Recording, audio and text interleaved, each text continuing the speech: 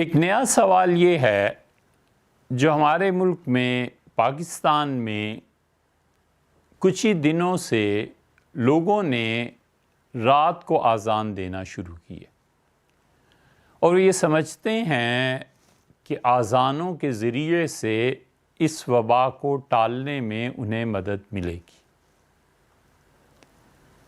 سب سے پہلی بات تو یہ ہے کہ یہ سمجھنا چاہیے کہ اذان صرف نماز ہی کے لیے نہیں دی جاتی۔ جن لوگوں میں یہ تصور ہے کہ اذان صرف فرض نماز کے لیے دی جاتی ہے اور اس کے ذریعے مسجد کی طرف دعوت دی جاتی ہے، یہ تصور غلط ہے۔ بہت سے مواقع پر شریعت کہتی ہے کہ اگر یہ موقع پیش آ جائے تو تمہیں چاہیے کہ تم اذان دو۔ مثلا بچے کے کان میں اذان دینا، ہر ایک آدمی جانتا ہے کہ بچے کے کان میں اذان دینا۔ ایک صاحب نے ہم سے کہا کہ قرآن میں تو نہیں آیا، تو کچھ تھوڑی سی رد و کت کے بعد ہم نے کہا آسان نسخہ یہ ہے کہ جب آپ کے ہاں خود اولاد ہو تو اس کے کان میں اذان نہ دیجیے گا، کیونکہ قرآن میں نہیں آیا، آپ اپنے مسلک پہ عمل کر لیجیے۔ ٹھیک 6 سال کے بعد اس بچے کو اللہ تعالیٰ نے ایک بڑا خوبصورت بیٹا عنایت فرمایا اور آ کے فرمانے لگے کہ جی چاہتا ہے آپ اذان دیں۔ ہم نے کہا وہ تو قرآن میں نہیں آیا، ہم کیسے اذان دیں، قرآن کے خلاف کیسے چلیں؟ کہنے لگے نہیں ضرور جانا ہے۔ ہم نے کہا حدیث میں آیا اور حدیث آپ مانتے نہیں، تو اب میں کیسے چلا جاؤں؟ اس لیے یہ جو لوگ بغیر علم کے دین میں دخل دیتے ہیں نا، یہ بڑی خطرناک چیز ہے، یہ بڑی خطرناک چیزیں ہیں۔ حضرت رسالت مآب صلی اللہ علیہ وسلم کی احادیث کو دین سے نکال دینا اور دین کی بنیاد محض کتاب پر سمجھنا کہ کتاب اللہ کافی ہے، یہ بات ٹھیک نہیں۔ یہ تو ایسی خیال میں بات آ گئی، لیکن شریعت 5 نمازوں کے علاوہ بھی اذان کی قائل ہے۔ مثلا آپ کو یہ ایک مثال دی کہ بچہ ہے، اس کے لیے ملا علی قاری رحمۃ اللہ علیہ نے مشکات کی شرح میں مرقات میں ایک حدیث نقل کی ہے کہ سیدنا علی رضی اللہ عنہ کی روایت میں کہ وہ یہ فرماتے تھے کہ اگر کسی انسان کو تم دیکھو جس پہ دکھ اور غم شدید طاری ہو گیا تو اس کے کان میں اذان دو، یہ اذان اس کے غم اور دکھ کو کم کر دے گی۔ ملا علی قاری رحمۃ اللہ علیہ نے اسے نقل کیا ہے اور دیگر محدثین نے بھی اسے نقل کیا ہے، اور اسی پہ لکھا ہے انہوں نے کہ فضائل میں اگرچہ یہ حدیث ضعیف ہے لیکن اس پہ عمل ہو سکتا ہے۔ 2 مواقع ہو گئے۔ فقہاء نے لکھا ہے کہ جس کو شدید غصہ آ جائے اور اس غصے میں کوئی بھی تباہی پھیر سکتا ہے تو چاہیے کہ وہ اذان دے۔ یہ ایک اور موقع مل گیا۔ اسی طرح تمرد الجن، جس انسان کو جنات تنگ کرنے لگے اسے چاہیے کہ اذان دے، کیونکہ اذان کے ذریعے سے جنات بھاگ جاتے ہیں۔ فقہاء نے جہاں یہ باب باندھا ہے کہ اذان کن کن مواقع پر دینا مستحب ہے، یہ اذان تو سنت موقدہ ہے جو 5 نمازوں کے لیے دی جاتی ہے۔ فقہاء کہتے ہیں کچھ مواقع ایسے ہیں جہاں پہ اذان کا دینا اچھا ہے، وہ اس کو لکھتے ہیں۔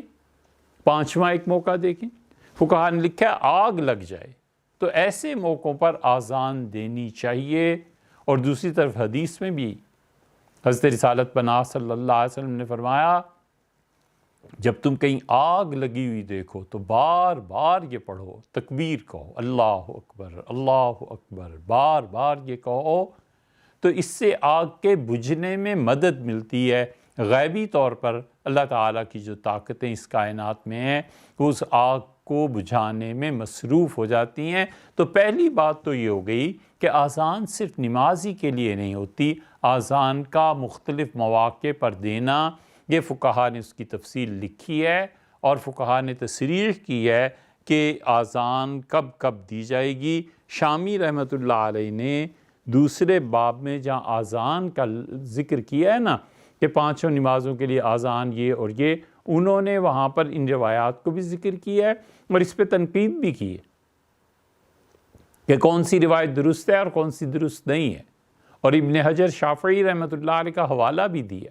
وہ کہتے ہیں کہ ان مواقع پہ انسان کو اذان دینی چاہیے، اور اس کی تفصیل اگر آپ نے دیکھنی ہو تو یہ حاشیہ ابن عابدین ہے، اور انہوں نے قائم کیا ہے کہ التی یندب لها الاذان فی غیر الصلاۃ، وہ مواقع جو نماز کے علاوہ ہیں ان میں اذان دینا، اور پھر انہوں نے شروع کیا ہے اس کو، اور وہ کہتے ہیں کہ سب سے پہلی چیز تو یہ ہے کہ بچے کے کان میں اذان دی جائے، دوسرے نمبر پر یہ ہے کہ جو آدمی غم اور دکھ میں ڈوب گیا ہے اس کے کان میں اذان دی جائے، تیسرے جسے مرگی کا دورہ پڑ گیا ہے وہ، چوتھے وہ جو شدید غصے میں،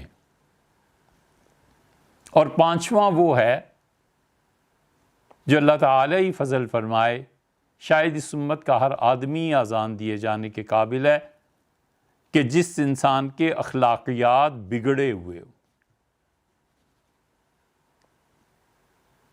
یا آپ خود اس کی تشریح کر لیجئے گا۔ چھٹا آدمی انہوں نے گنا ہے کہ وہ جب دشمنوں سے لڑائی ہو رہی ہو تو دشمن سے لڑائی کے موقع پر اذان دینا چاہیے۔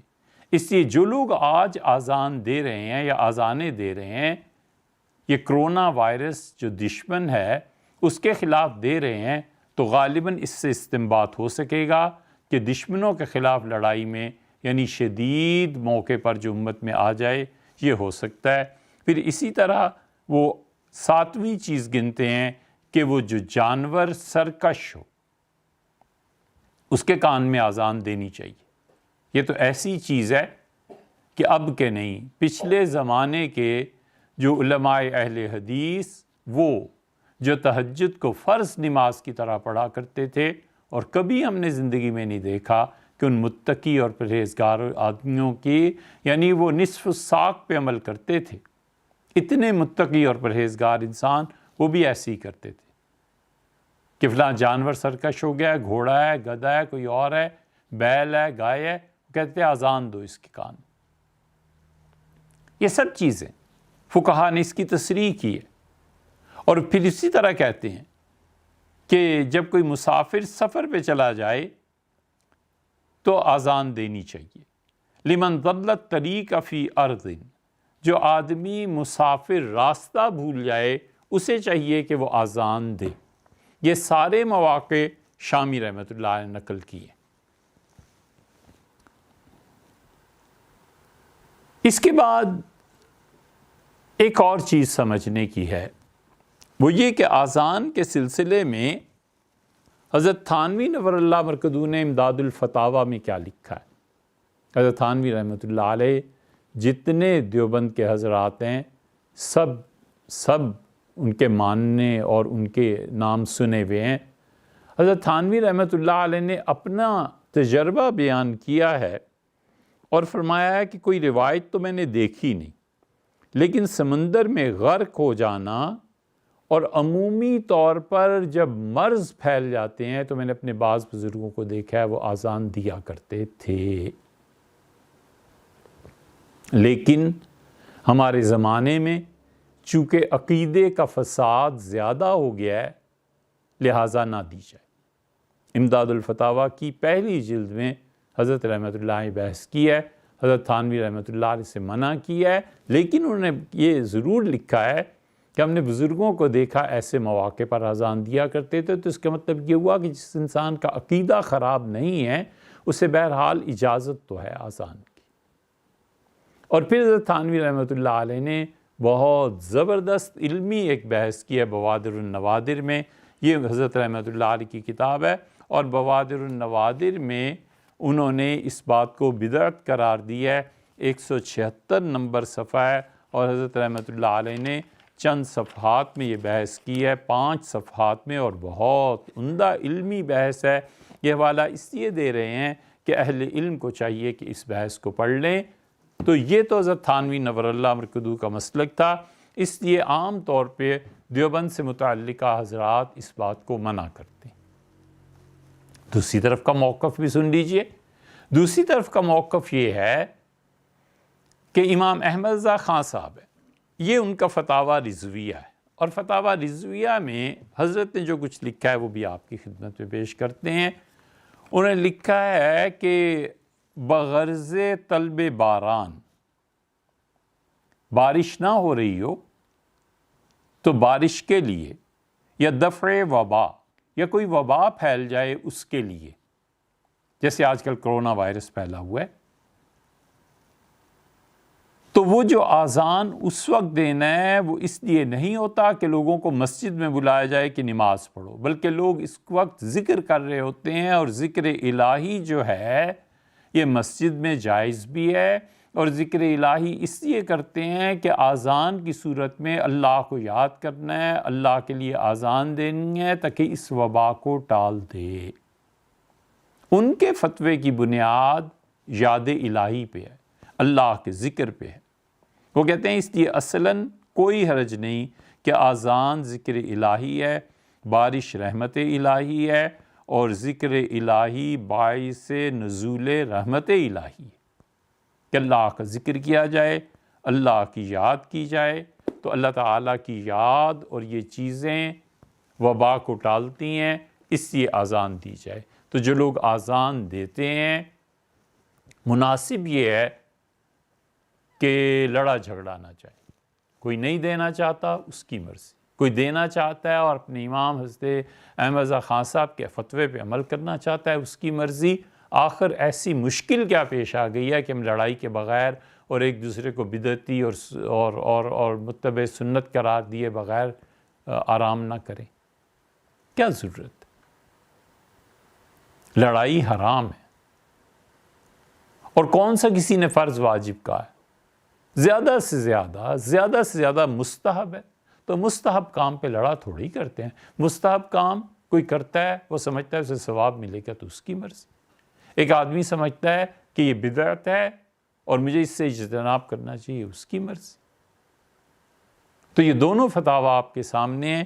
اس لیے جو لوگ آذان دیتے ہیں لیکن انہیں ایک خیال کرنا چاہیے کہ جو بھی اس مستحب پر عمل کرنا چاہیں، جناب امام احمد رضا بریلوی ان کے مسلک پر عمل کرنا چاہیں، انہیں چاہیے کہ آذان ایسے تو نہ دیں کہ ہمسایوں کی نیند خراب ہو، لوگ ڈر جائیں، لوگ پریشان ہو جائیں۔ ہلکی آواز سے بھی آذان دی جا سکتی ہے۔ تو یہ دونوں فتاویٰ آپ کے سامنے ہیں، اور بنیادی طور پر یہ جاننا چاہیے کہ آذان 5 وقتہ نماز کے علاوہ بھی ہوا کرتی ہے، اور یہ علم اسی وقت آئے گا جب آپ پڑھیں گے، مگر ہم مسلمان پڑھیں کیوں؟